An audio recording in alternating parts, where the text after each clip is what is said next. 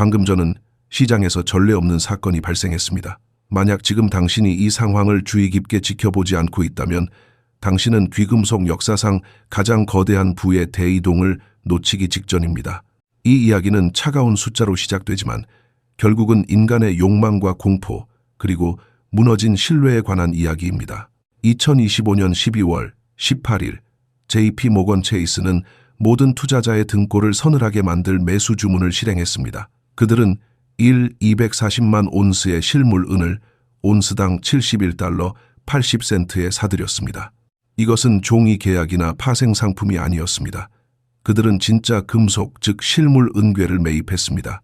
지난 15년 동안 네이키드 공매도를 통해 은 가격을 인위적으로 짓누르며 시장을 조작해왔던 바로 그 은행이 이제는 실제 은괴를 확보하기 위해 막대한 프리미엄을 지불하고 있는 것입니다. 이것이 무엇을 의미하는지 깊이 생각해 보십시오. JP 모건은 결코 충동적인 결정을 내리는 조직이 아닙니다. 그들은 수십 년 동안 이 카지노의 주인이었으며 억눌린 가격으로 실물 금속을 축적하는 동안 대중에게는 종이 약속만을 팔아왔습니다. 그러나 무언가 근본적인 변화가 일어났습니다. 그들이 수십 년간 고수해온 전략을 송두리째 포기할 만큼 위협적인 무언가가 발생한 것입니다. 이 충격적인 움직임은 거기서 멈추지 않았습니다. 불과 이틀 뒤인 12월 20일 HSBC가 그 뒤를 이어 1830만 온스를 온스당 72달러 15센트에 매입했습니다. 그리고 뱅크 오브 아메리카 역시 12월 23일 이 광란의 대열에 합류하여 670만 온스를 72달러 40센트에 확보했습니다. 12월 20일 발표된 미국 상품선물거래위원회의 거래자 약정 보고서에 따르면 이 세 기관은 불과 6주 만에 총 740만 온스의 실물 은을 사들였습니다. 그들이 수년 동안 시장이 결코 도달하지 못하도록 막아왔던 그 가격대에서 말입니다. 당신은 이 반전의 규모를 이해해야 합니다. 이것들은 소규모 투기 포지션이 아닙니다. 우리는 지금 740만 온스의 실제 금속에 대해 이야기하고 있습니다. 이는 130만 대의 전기차를 만들거나 95만 개의 태양광 패널을 생산하기에 충분한 양의 은입니다. 그들은 런던 금고의 실물 재고를 바닥내고 있으며 막대한 운송 비용을 지불하고 배송 지연을 감수하면서까지 이 물량을 확보하고 있습니다. 불과 8개월 전 그들이 종이 계약을 매도하던 가격보다 무려 158%나 더 높은 가격으로 말입니다. 도대체 왜일까요? 무엇이 그들로 하여금 이러한 완벽한 전략적 선회를 감행하게 만들었을까요? 그 답은 뉴욕의 코맥스 창고에서 아주 분명하게 드러나고 있습니다. 2025년 12월 24일 기준으로 선물 계약에 대해 실제로 인도 가능한 등록되는 재고는 겨우 420만 온스에 불과합니다. 이 숫자가 얼마나 충격적인지 체감할 수 있도록 비교해드리겠습니다. 2021년 1월 코맥스는 1억 1천만 온스에 등록된 재고를 보유하고 있었습니다. 불과 4년 만에 인도 가능한 은의 69%가 단순히 증발해버린 것입니다. 하지만 이야기가 흥미로워지는 지점은 바로 여기입니다. 창고에 남아있는 그 420만 온스의 은조차 누군가가 원하면 언제든 가져갈 수 있도록 한가롭게 주인을 기다리고 있는 물량이 아닙니다. 그것들은 이미 주인이 정해져 있습니다. 다가오는 97일 이내에 만기가 도래하는 모든 계약월에 걸쳐 12월 인도 의무량만 해도 총 8,900만 온스에 달합니다. 2026년 2월 계약은 6만 7천 건의 미결제 약정을 보여주고 있으며 이는 명목상 3억 3,500만 온스의 은을 나타냅니다. 저와 함께 계산을 해보십시오.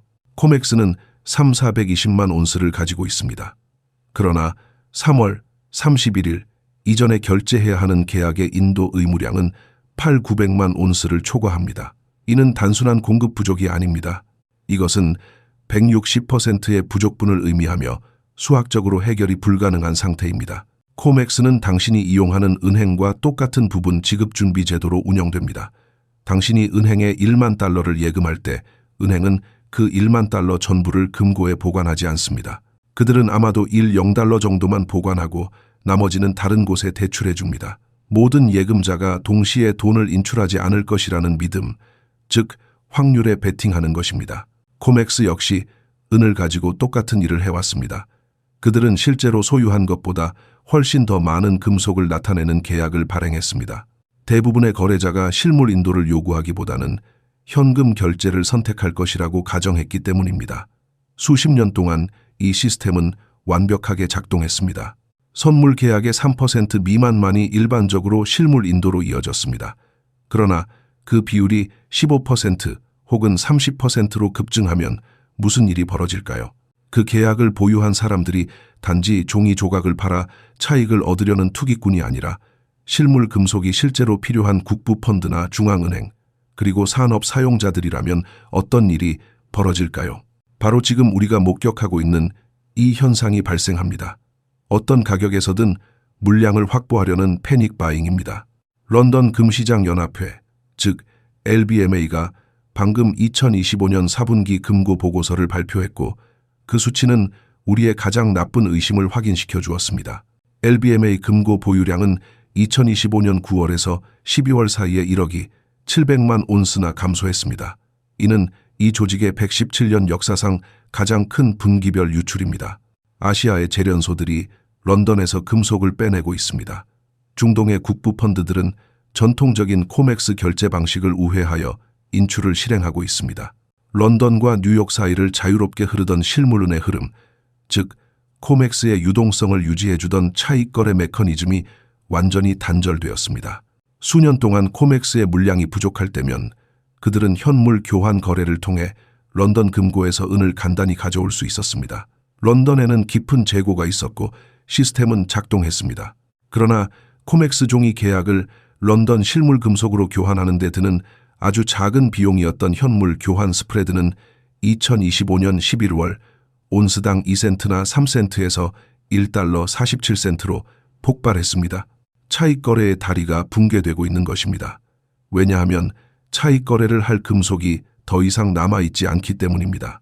JP 모건이 이 숫자들을 분석했을 때 무엇을 보았을지 생각해 보십시오. 그들이 240만 온스를 매입하는 이유는 은을 투자 대상으로 사랑해서가 아닙니다. 그들이 매입하는 이유는 정상적인 경로로는 충족할 수 없는 계약상 인도 의무가 있기 때문입니다. 그들에게는 아마도 국부펀드나 주요 산업 사용자와 같은 고객들이 있을 것이고 그들은 선물 계약의 첫 번째 통지일이 다가옴에 따라 실물 인도를 요구하고 있습니다. 만약 JP 모건이 인도에 실패한다면 그들은 오늘 지불하고 있는 프리미엄보다 훨씬 더 거대한 채무 불이행 위약금에 직면하게 됩니다.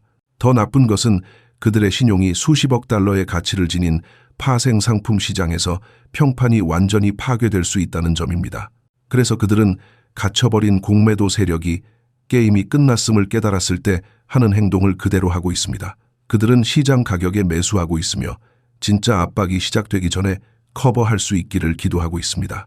HSBC와 뱅크 오브 아메리카도 같은 배를 탔습니다.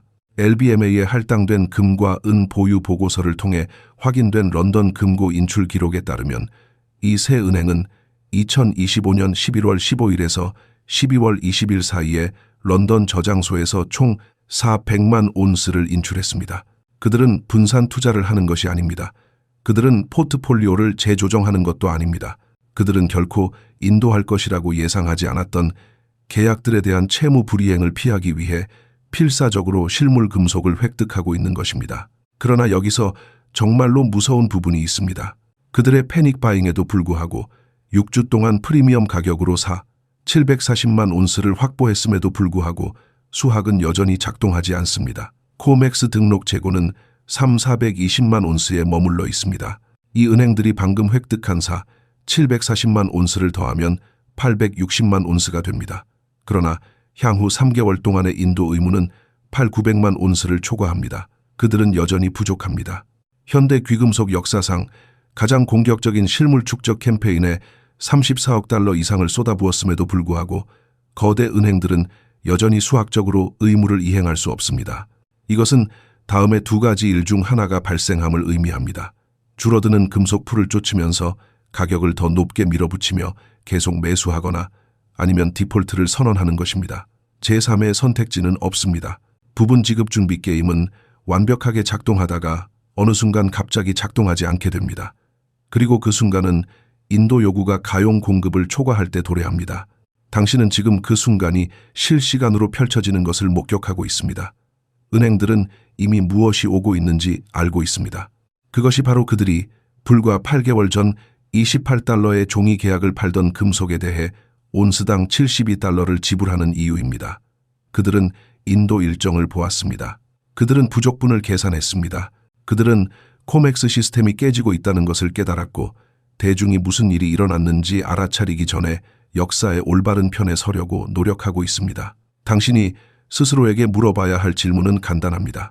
만약 JP 모건이 97일 후에 닥칠 일을 피하기 위해 오늘 온스당 72달러를 기꺼이 지불한다면 첫 번째 디폴트가 발생했을 때 그들은 은의 가치가 얼마가 될 것이라고 생각하는 걸까요? 이 거대한 흐름 속에서 우리가 어떻게 여기까지 오게 되었는지, 그 배경에는 월스트리트가 당신이 절대 연결짓지 않기를 바랐던 지난 90일 동안의 세 가지 결정적인 순간들이 숨겨져 있습니다.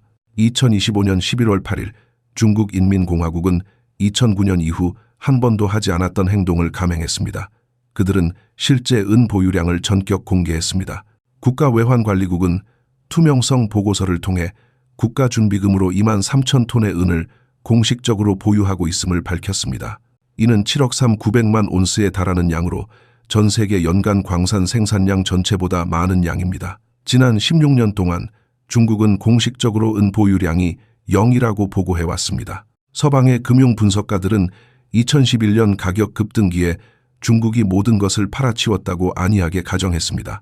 하지만 우리는 틀렸습니다. 그들은 철저한 침묵 속에서 축적하고 있었습니다.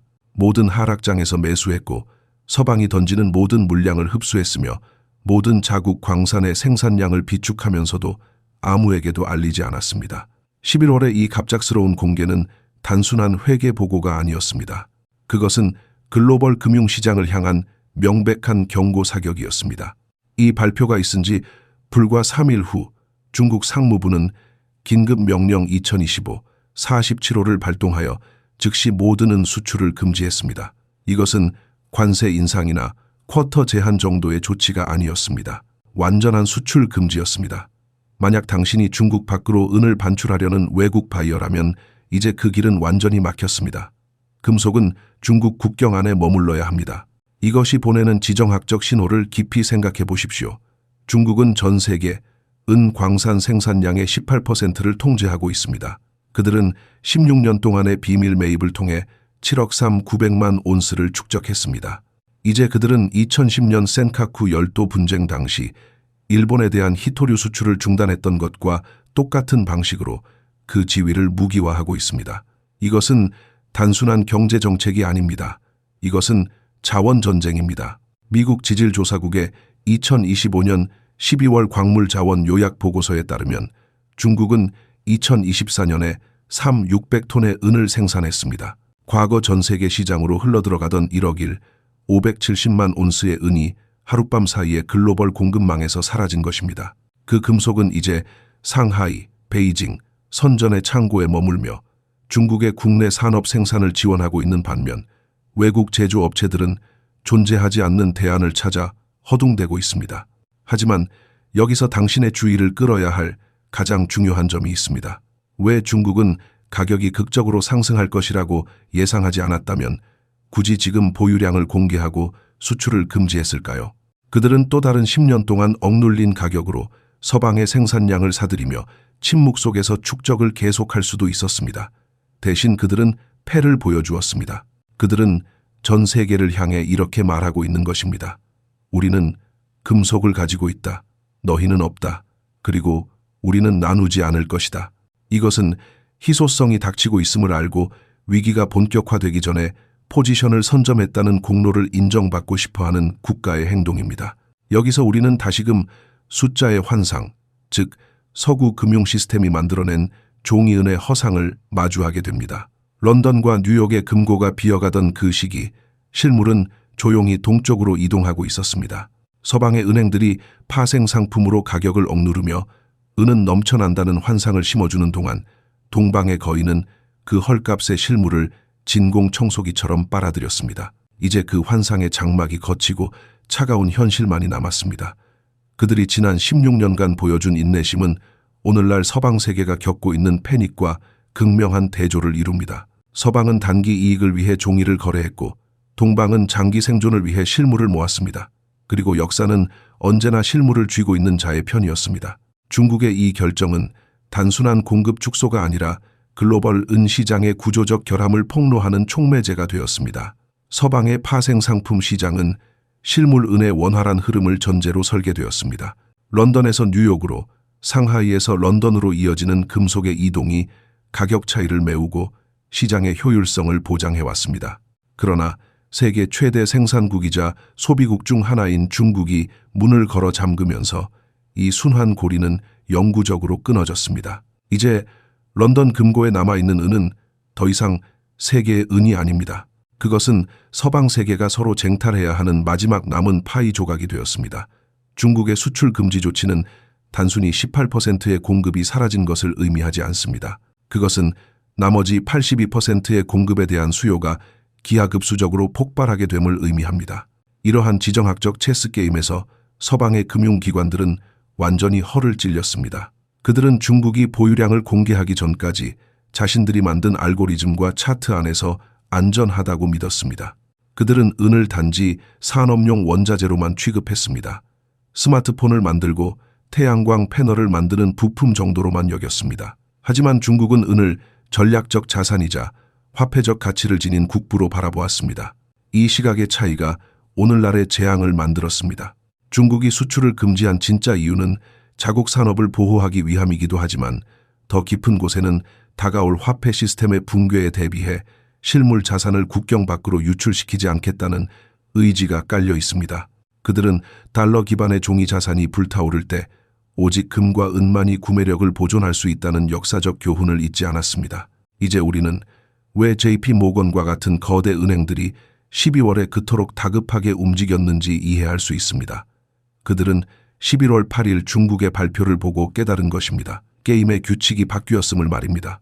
더 이상 공매도로 가격을 누를 수 있는 상황이 아니라는 것을, 그리고 실물 시장에서의 주도권이 완전히 넘어갔음을 그들은 뼈저리게 느꼈습니다. 중국 창고에 쌓인 7억 900만 온스의 은은 시장에 나오지 않을 것입니다.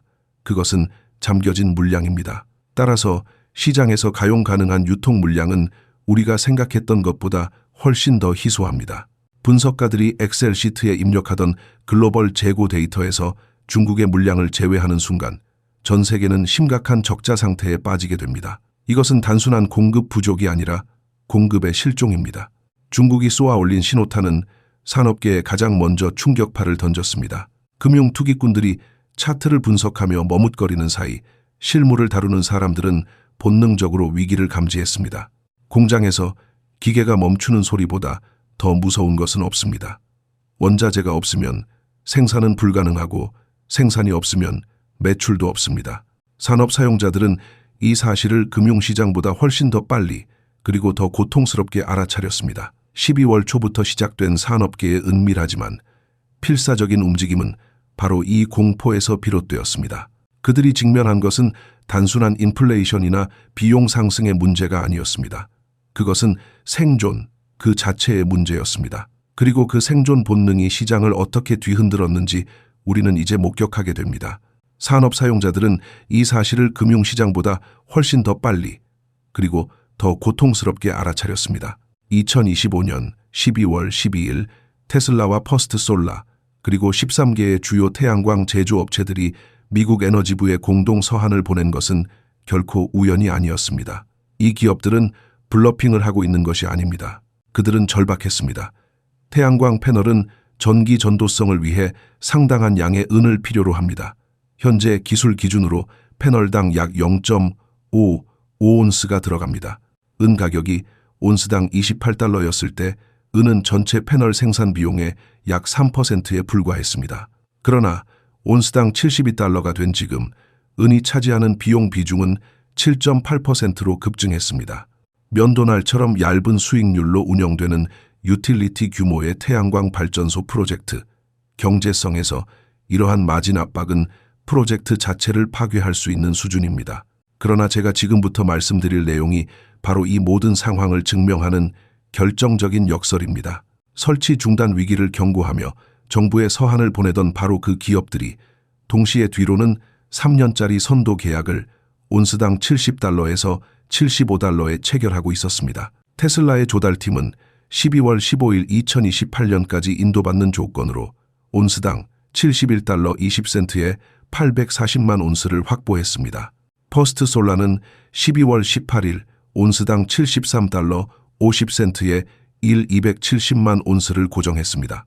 도대체 왜 기업들은 공개적으로는 높은 가격에 대해 불평하면서 사적으로는 그 정확한 가격에 3년치 공급을 확보하는 것일까요?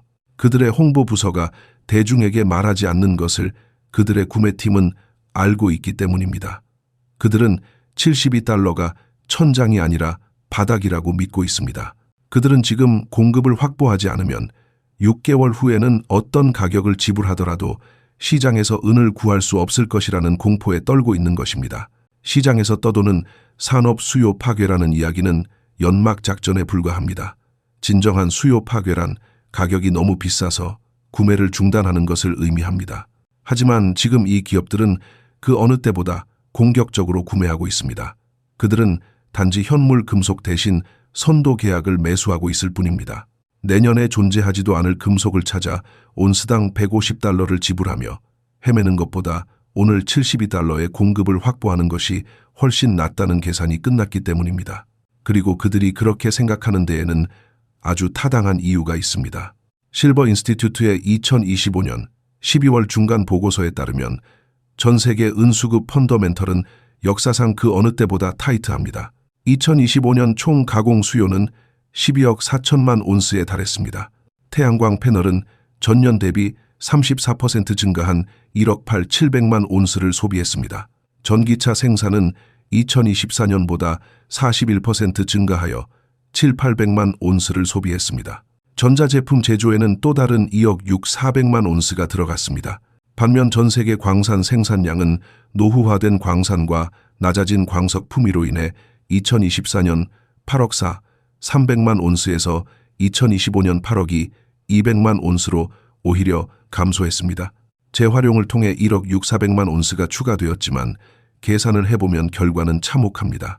총 공급량 9억 8,600만 온스, 대총 가공 수요 12억 4천만 온스, 여기에 은괴와 주화 그리고 ETF를 통한 투자 수요 3억 0만 온스를 더해보십시오. 단 한 해 동안 2억 6,500만 온스의 적자가 발생했습니다. 이는 기록된 역사상 가장 큰 연간 적자입니다.